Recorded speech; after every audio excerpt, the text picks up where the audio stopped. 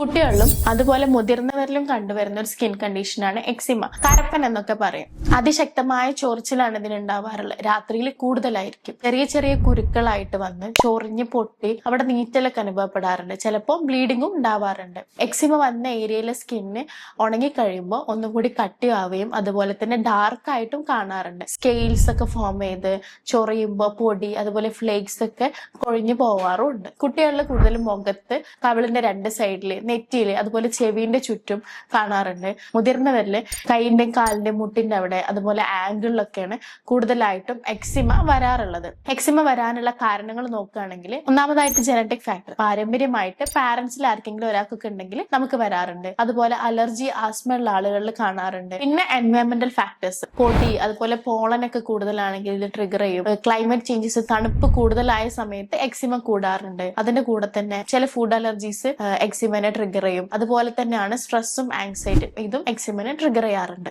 Eczema ഉള്ളവര് പ്രത്യേകം ശ്രദ്ധിക്കേണ്ട എന്താ നോക്കുകയാണെങ്കിൽ മെയിൻ ആയിട്ട് ലൂസ് ആയിട്ടുള്ള കോട്ടൺ വസ്ത്രങ്ങൾ ധരിക്കാൻ വേണ്ടി ശ്രദ്ധിക്കുക. സ്ട്രെസ്സും ആങ്സൈറ്റി ഒക്കെ ഉണ്ടെങ്കിൽ അതിനൊന്ന് മാനേജ് ചെയ്യുക. എന്തെങ്കിലും ഭക്ഷണങ്ങൾ ട്രിഗർ ചെയ്യുന്നുണ്ടെന്നുണ്ടെങ്കിൽ അതിനെ കുറച്ച് വരിക. അതുപോലെ ഹാർഷ് ആയിട്ടുള്ള ഡിറ്റർജൻസോ സോപ്പൊക്കെ യൂസ് ചെയ്യുന്നതിന് പകരം ജെന്റിലായിട്ട് പദക്കുറവുള്ള സോപ്പും വാഷുകളൊക്കെ യൂസ് ചെയ്യാൻ വേണ്ടി ശ്രദ്ധിക്കുക. പ്രധാനമായിട്ടുള്ള കാര്യം, എക്സിമ ഒരിക്കലും ഒരു പകരുന്ന അസുഖമല്ല. ഹോമിയോപ്പതിയിൽ എഫക്റ്റീവ് ആയിട്ടുള്ള ട്രീറ്റ്മെന്റിന് എക്സിമക്ക് അവൈലബിൾ ആണ്. കൺസൾട്ടേഷൻ ഒക്കെ ഉണ്ടെന്നുണ്ടെങ്കിൽ നിങ്ങൾക്ക് കോൺടാക്ട് ചെയ്യാം. Thank you.